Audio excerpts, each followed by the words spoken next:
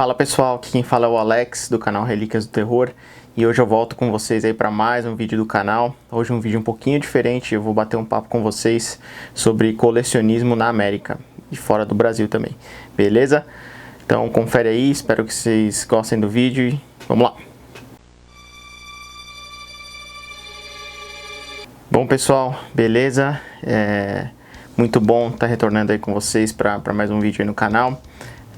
Especialmente para bater um papo aí com vocês, faz tempo que a gente não tem um vídeo novo aí no canal. Até peço desculpas aí, e hoje eu trago esse vídeo aí que já tinha sido um pedido aí de algumas pessoas que seguem o canal, especialmente pro Eduardo Brunelli, é um grande colecionador, cara, gente finíssima, sempre me pediu esse vídeo, eu tava devendo para ele, e então hoje eu quis matar isso aí para poder explicar direitinho para vocês, beleza? Então, como eu falei aí antes da introdução, a gente vai falar um pouquinho sobre como é colecionar fora do Brasil. No meu caso, eu moro nos Estados Unidos, então eu vou falar um pouquinho de como é o colecionismo de VHS aqui, tá? Lembrando que isso aqui não é uma opinião minha, é a minha experiência, como eu vejo isso aqui, tá? Pode ser que tenha outras pessoas que tenham outras opiniões e podem ver de forma diferente, e tá tudo certo, não tenho problema nenhum com isso, eu só trago para vocês as minhas experiências, beleza? Então acho que para começar é interessante falar como eu comecei a coleção aqui, né?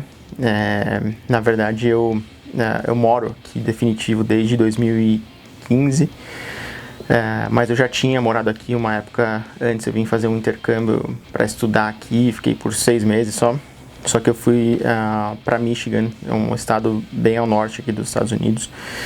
Hoje eu moro na Flórida, tá? Então foi lá em 2010, quando eu fui para Michigan, que eu comecei a colecionar a VHS dos Estados Unidos, tá? E o porquê é óbvio, eu já colecionava no Brasil, então nada mais natural do que também carregar essa paixão para cá. E por ser o berço de tudo isso, né, eu acho que aqui, mais que em todo lugar, é onde o terror tem muito espaço, onde o formato VHS teve muito espaço. O mercado americano já era muito grande na época do VHS, então isso contribui muito. Eu consegui descobrir coisas novas aqui, passei a conhecer coisas novas, coisas que eu nem imaginava, tanto de filmes novos, como até assim de lugares, de compras, de modo de comprar diferente. Então tudo isso me levou a também continuar colecionando aqui.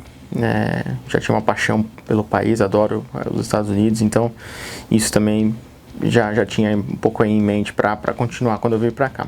Então foi lá que eu comecei colecionando em 2010, VHS gringo. E então a partir daí, só para vocês conhecerem a história aí, para saber de como que eu comecei a coleção. Então, para falar um pouquinho aqui de como é o colecionismo aqui, é importante salientar que aqui também, que nem eu falei, mencionei antes, o mercado de VHS foi muito forte aqui nos Estados Unidos já nos anos 80, 90, porque aqui na verdade é o berço de tudo, né, do cinema, e assim, né, quando eu digo berço é onde foi mais forte. Então o mercado já estava estruturado para a demanda, que era enorme, e o modo de consumo aqui ele já era um pouco mais trabalhado do que nos outros países, especialmente países que não eram desenvolvidos como aqui, né, que é o caso do Brasil. Então isso é importante falar para vocês entenderem o contexto de onde eu vou querer chegar com o colecionismo aqui, né. Então aqui, né, tanto como no Brasil, o garimpo, né, que a gente chama aí, a busca pelo formato, pelo VHS, naquela época, quando eu estava aqui, já era um pouquinho parecido com o do Brasil. A gente tinha, eu lembro de ir em locais de lojas de antiguidade, né, que aqui é uma coisa muito comum, lojas que vendem coisas antigas, e eles também já tinham VHS na época, mais ou menos como o nosso sebo aí. E também lembro de uma loja em especial que eu ia muito, que era uma loja de quadrinhos, né, que é muito comum aqui. E esse cara tinha, eu consegui encontrar alguns VHS com ele, e ele tinha também posters, né, da época. Então lá na época, por exemplo, eu consegui o pôster do Dia dos Namorados Macabros e o do Basket Case da época, posters da época, grandes, enormes. Então foi um achado lá, e aí eu percebi que eles tinham também esse canal de compra, como a gente tem no Brasil, que pode ser considerado aí como sebo, né? Apesar de lojas de antiguidades aqui eles venderem uma porção de outras coisas, como móveis, eletrodomésticos, qualquer coisa antiga assim, você pode encontrar. Eu, como referência, assim, eu não sei se em todo lugar do Brasil tem, mas, por exemplo, onde eu morava, em São Paulo, em Guarulhos, tinha as casas André Luiz, que era ligado, acho que, com a igreja ou com algum centro espírita, e aí as pessoas doavam coisas e eles revendiam, na verdade. Então, esse tipo de loja aqui é muito famosa nos Estados Unidos, e as pessoas compram muito dessas lojas porque vale a pena. Então aqui tem o Goodwill, tem a Salvation Army, tem uma porção de lojas que trabalham desse tipo de formato, e eles também comercializam VHS e DVD, essas coisas.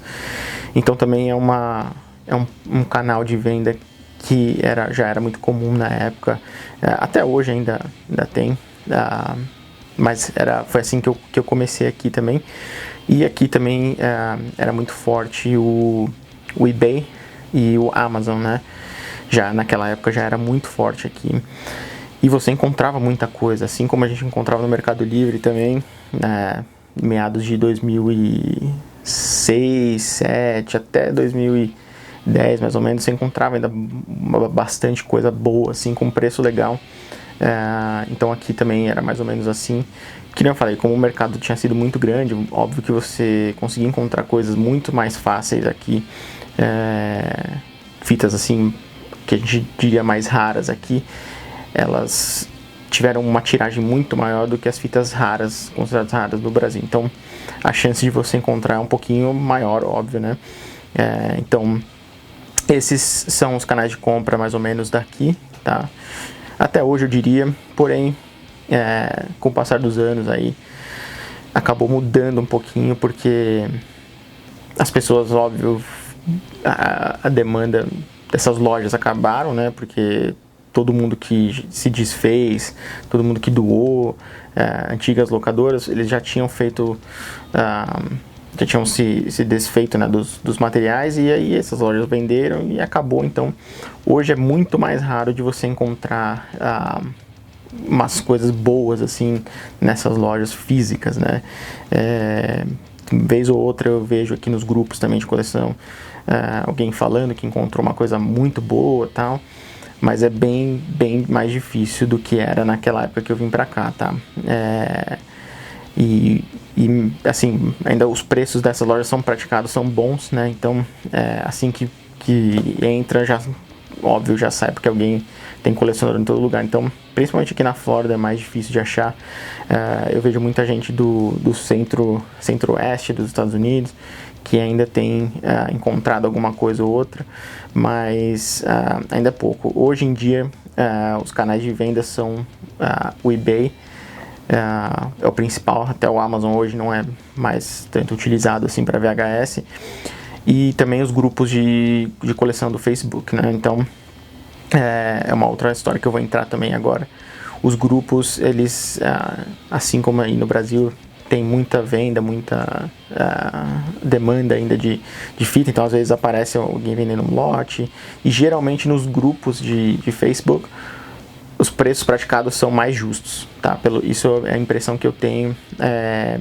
Eles são muito mais justos do que no eBay, né, que é o principal, hoje eu diria o principal canal de venda de VHS nos Estados Unidos, tá? Então um VHS que, por exemplo, eu já vi essa situação algumas vezes. Um VHS que você vai ver no eBay por 100, nos grupos você vai encontrar por 60, 70, né? Então o preço praticado eu diria assim, pelo menos 30% menor nos grupos, o que é muito bom, né, porque acaba demonstrando que o grupo realmente ele tem uma efetividade legal, e tem uma interação bacana entre colecionadores, né, então, assim como a gente fez aí no Brasil, tem os grupos de VHS e tal, e aí eles especificam, tem alguns grupos de VHS focados em terror, que no caso eu participo de alguns, então é muito mais fácil encontrar alguma coisa que você procura, porque os colecionadores já estão lá, as pessoas que lidam com esse tipo de fita já vão poder te dar uma facilidade maior, né? Então os grupos são uma opção bacana hoje. O eBay até uns 3, 4 anos atrás era muito bom, os preços eram ótimos também. Eu comprei muita coisa lá no eBay, ainda compro, mas num nível muito menor hoje, porque assim, aí como no Brasil também, no Mercado Livre, a galera perdeu a noção total de preço e, tipo assim, aparecem umas coisas muito loucas hoje em dia, que você fala, meu, a pessoa nem sabe o que tem na mão e acha que tem uma coisa raríssima e fora do comum e aí quer ganhar em cima. Então, isso, assim como no Brasil, tem também aqui aproveitadores e tal. E é triste, né? Porque você vê que, na verdade, isso daí acaba dificultando para quem quer começar uma coleção, quer começar o hobby. Acaba afastando um pouco as pessoas esse tipo de preço, né? E eu vi isso muito no Brasil também, a gente discute muito aí nos grupos e tal. Gente que é sem noção total e não contribui em nada para o colecionismo. Então, assim como aí no Brasil, esses formatos eles se modificaram ao longo do tempo, mas ainda são os principais aí, eu diria, canais de compra aí, do mercado do colecionismo de VHS, tá? Então eu já expliquei algumas diferenças aí entre o mercado brasileiro, o colecionismo no Brasil e aqui, né? Por conta, óbvio, da estrutura de mercado que teve aqui nos anos 80, 90, muito maior do que no Brasil, apesar de que o Brasil, pela minha ótica, né, de ver assim os outros colecionadores, o Brasil lançou muita coisa, gente, muita coisa mesmo. Então, coisas que eu até hoje me surpreendo às vezes de ver que foi lançado no Brasil. E eu diria que o Brasil, com certeza, aí é um dos países que mais lançou filmes de terror, né, especificamente falando. Até assim, obscuros e tal. Tem coisas que eu falo, nossa, não tinha a mínima noção. E outros países até de Europa que não chegaram a lançar. Eu diria, depois dos Estados Unidos, talvez Japão, Alemanha, Espanha, França, talvez. E o Brasil também aí tá mais ou menos nesse bolo, que o Brasil lançou muita coisa boa, assim, e teve muita força também de mercado. Mas, óbvio, não se compara com o que era aqui, porque aqui era o berço, né, das produções e facilitava muito para poder lançar, era uma coisa muito barata. As videolocadoras já eram mais preparadas, a infraestrutura do país colaborava muito para isso, já na época. Então, uma outra ótica, né, uma outra visão de mercado, que você tem que ter noção para poder fazer essa comparação, né. Então, mesmo assim, na raça, o Brasil ainda eu considero que foi um mercado muito bom, muito, assim, até peculiar, eu diria, mas assim, com uma força muito grande, que depois, na minha opinião, se perdeu um pouco depois no formato de DVD e até de Blu-ray agora. Não tem mais tanto cuidado que tinha na época das distribuidoras e tal. Então, nesse ponto, a gente tem que dar parabéns para o nosso país, porque realmente foi na raça mesmo, e é muito legal de ver esse tipo de situação, né? Aí falando um pouquinho do aspecto ruim do colecionismo, né? Tanto como no Brasil, você também vai encontrar os pilantras aqui, tá? Então não é uma especialidade do Brasil. Pilantra tem em todo lugar, gente. Pode acreditar, aqui também tem gente que faz perfil falso e engana pessoas vendendo e não entrega e bloqueia, e aí entra no grupo com outro nome. Então, assim, tudo que acontece aí no Brasil também tem aqui. Eu diria numa proporção menor, se você for analisar o tamanho da comunidade que coleciona, né? A tendência de acontecer é um pouco menor no Brasil, mas acontece e não é uma vez ou outra. São repetidas vezes que você vê que é o mesmo comportamento doente desses caras que tem no Brasil também, tá? Então não é uma particularidade assim do nosso país, tá? Por outro lado, eu vejo também aqui que a comunidade de terror, de colecionadores de VHS de terror é muito maior aqui e muito mais unida, tá? Assim, eles trocam muito mais informações do que a gente aí no Brasil. A troca e venda é muito rápida, assim. Isso, óbvio, também facilitado pelo tipo das entregas, da estrutura do país, né? Isso colabora muito para as coisas funcionarem rápido, os métodos de pagamento. Então, acaba sendo uma comunidade mais unida, assim. Nesse aspecto, né, de poder fazer negociações mais rápidas e tal, que é um pouco diferente da nossa aí no Brasil, que na verdade a nossa comunidade não é tão grande assim, de colecionadores reais, né, porque eu vejo muita gente que participa ali no grupo, faz parte do grupo, mas não é ativo na comunidade, né, então a gente tem aí 10, 15 pessoas ativas mesmo no colecionismo aí no Brasil, e a gente tenta manter essa união através dos grupos e tal. Mas aqui eu acho que por ser muito maior, acaba facilitando também até para você achar fitas e encontrar coisas que você está procurando. E isso é um aspecto bacana daqui também, tá? Que eu acho. Então vamos para a próxima parte. Agora eu vou falar um pouquinho de alguns casos assim diferentes que eu vivi aqui no colecionismo de VHS, tá? Então, falando um pouquinho aí desses casos aí que a gente acaba encontrando aí de colecionismo, assim como os garimpos doidos aí que a gente faz aí, quem coleciona sabe como que era aí nos sebos no Brasil. Aqui também tem alguns casos meio doidos, assim. Eu, por exemplo, na minha lua de mel, viajei para um estado aqui acima da Flórida, Georgia, uma cidade bem interiorana, nas montanhas. A gente foi para uma cabana lá e eu achei essa loja de antiguidades lá. Acabei parando e senti que ali ia ser alguma coisa boa, cara. E quando eu vi assim, encostado, todo empunhado, um cara tinha uma prateleira inteira assim de VHS. E eu acabei achando umas coisas muito boas lá e o cara me cobrou 50 centavos por fita. Então, tipo, algumas coisas assim também acontecem aqui. Tô fazendo esse comentário para trazer essa comparação, né, de como é a busca pelas fitas aqui. Também acontecem coisas loucas e também tem coisas doidas assim. Por exemplo, muita gente gosta muito dessa distribuidora que é o Wizard Video, né? Eu tenho essa fita aqui dela, o Zombie Lake, uma fita muito boa, por sinal.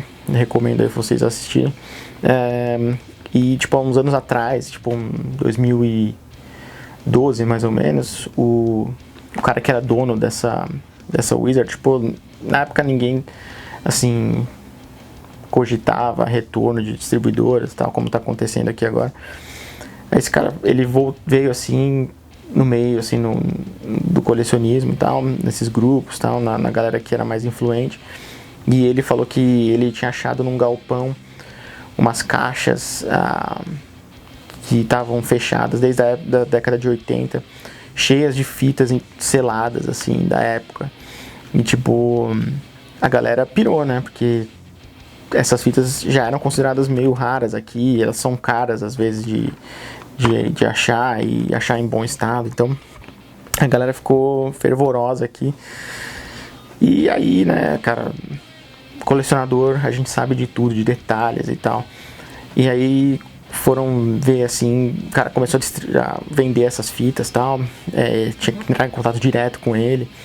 E aí descobriram que na verdade não eram fitas da época, ele tinha feito um esquema para refazer as fitas, né, de uma forma que fosse praticamente idêntica às dos anos 80, mas alguns colecionadores bem meticulosos, eles analisaram as diferenças e tipo, tinha diferença na fonte daqui de baixo, com o endereço da distribuidora e com o aviso de fita selada, essas coisas assim que a gente tem nas informações aqui, tipo, que por lei não pode ser mostrado assim ao vivo, tal, em grupo. Então os caras analisaram fontes, analisaram o papel, tudo o que envolve assim a fita, e aí tipo desmascararam o cara depois.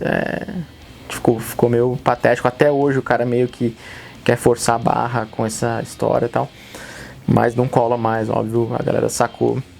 Mas assim, foi bem assim, louco, sabe, meio, sei lá, cara, mas foi legal meio que acreditar nisso por um momento, assim, que o cara tinha achado as fitas, assim, meio que um negócio misterioso, sei lá, mas foi engraçado. E eu tenho essa fita aqui, a minha, eu acredito que seja original, tá?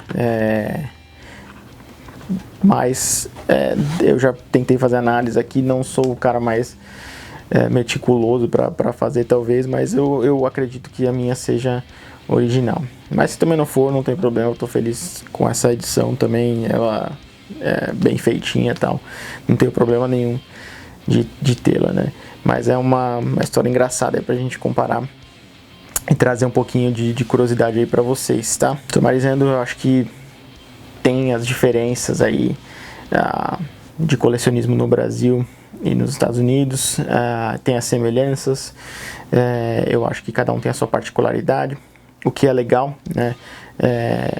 No Brasil eu gostava muito de fazer garimpo ali no centro de São Paulo. Eu fui muito lá no prédio do Sebo da Liberdade ali. Na verdade, quando eles trouxeram o lote, eu praticamente estava junto lá. Então, assim, tem muitas memórias boas dessa época. Gostava muito. E aqui também, da época que eu vim primeiro, eu consegui fazer uns garimpos legais, principalmente lá no norte, numa cidade bem interiorana, assim. Consegui achar umas coisinhas bacanas e assim, até hoje coleciono aqui, né? Hoje diria que minha coleção deve ser 30% de VHS daqui e 70% de VHS do Brasil. Tenho ainda alguns VHS do Reino Unido, Austrália e México, mas a maioria é Brasil ainda. Eu no começo particularmente não gostava das fitas gringas, eu acho que não gostava muito desse formato aqui, né, do slipcase. Tinha que um pouquinho de preconceito, mas depois eu acabei gostando, até pelo espaço que ele guarda e pela arte da capa também, acho que fica bonito. Ainda o meu preferido é o clamshell, que é o nosso do Brasil aí, o tradicionalzão aí do Brasil. Eu acho que é o mais eficaz e também muito bonito, eu acho. Mas eu passei a gostar muito do formato e também o que me faz colecionar bastante aqui é o fato de alguns filmes que não foram lançados no Brasil você encontrar aqui, né? Por exemplo, tem aqui esse filme que eu adoro pra caramba, aqui, o Blood Lake, não foi lançado aí no Brasil. Um filme, um slasherzão legal. Então é isso que me motiva aqui ainda a colecionar aqui. Hoje é muito mais difícil de achar lojas que ainda comercializam, porque como eu falei aí, os estoques foram acabando, né, as doações foram parando, então é um pouquinho difícil de achar, mas ainda de vez em quando ainda saio na busca aí. Sempre que eu vou numa cidadezinha nova, eu tento parar numas lojas dessas para verificar. Mas é triste, né, que tá mudando um pouco isso, né, tá focando mais nos grupos e no eBay, né, na internet, no venda online. Mas eu acho que é a tendência mesmo, não tem como escapar disso, e ainda que a gente continue encontrando fitas, é o que importa, né? Só espero que a galera tenha noção de preço, né?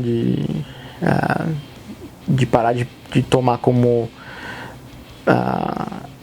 padrão os preços de Mercado Livre, de eBay, porque isso não, na verdade não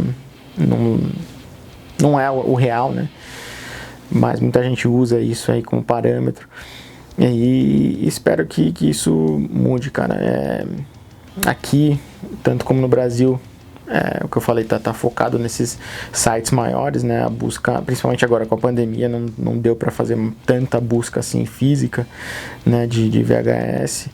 E os grupos aí é que estão salvando também, né? Eu acho que quanto mais forte os grupos estiverem, com colecionadores reais, honestos, mais legal o hobby fica, né? Porque o prazer de você achar a fita, de descobrir, de trocar conhecimento é muito melhor, né? Muito mais legal e muito mais viável também. Então eu acho que é importante aí essa parte dos grupos aí do Facebook, para mim, que é o mais eficaz por enquanto, de a gente poder trocar essa ideia diretamente, mostrar as coleções. Então eu acho que é bacana isso aí, tá, gente? E assim como no Brasil, aqui também tem uma escala muito maior, porque aqui tem muita gente que coleciona, principalmente terror. E é isso aí. Eu acho que deu para fazer mais ou menos aí um comparativo entre os dois. Se vocês tiverem qualquer dúvida, escreve aí para mim. Mais ideias de vídeos aí também pode mandar. Eu vou passar a fazer esse bate-papo mais vezes aí com vocês. Pretendo trazer assuntos mais novos aí de coleção, de colecionismo, mostrar um pouquinho das minhas outras coleções aqui também. E é isso aí, gente. Comentários aí, sempre disposto a melhorar. Críticas também sem problema nenhum. E se você quiser fazer parte aí do grupo para trocar uma ideia também, e não faz parte ainda, vai lá no Relíquias do Terror, colecionadores de VHS de terror no Facebook. Você vai encontrar lá um grupo bem bacana. A gente tenta organizar o grupo direitinho lá, os moderadores ajudam bastante lá também. E é um grupo que a gente tem briga lá, bem calmo. Então, se você está começando aí, é legal. Eu recomendo você começar a perguntar para as pessoas que já estão no colecionismo, para entender mais ou menos por onde começar, o que você tem na mão, o que você achou. Tem muita gente honesta lá que vai te ajudar, beleza? E então é isso aí, gente. Obrigado aí mais uma vez por acompanhar. Espero que vocês tenham gostado. E até a próxima. A próximo vídeo eu vou tentar trazer mais um review aí de um filme para vocês, beleza? Um abraço para vocês e até a próxima, galera. Valeu!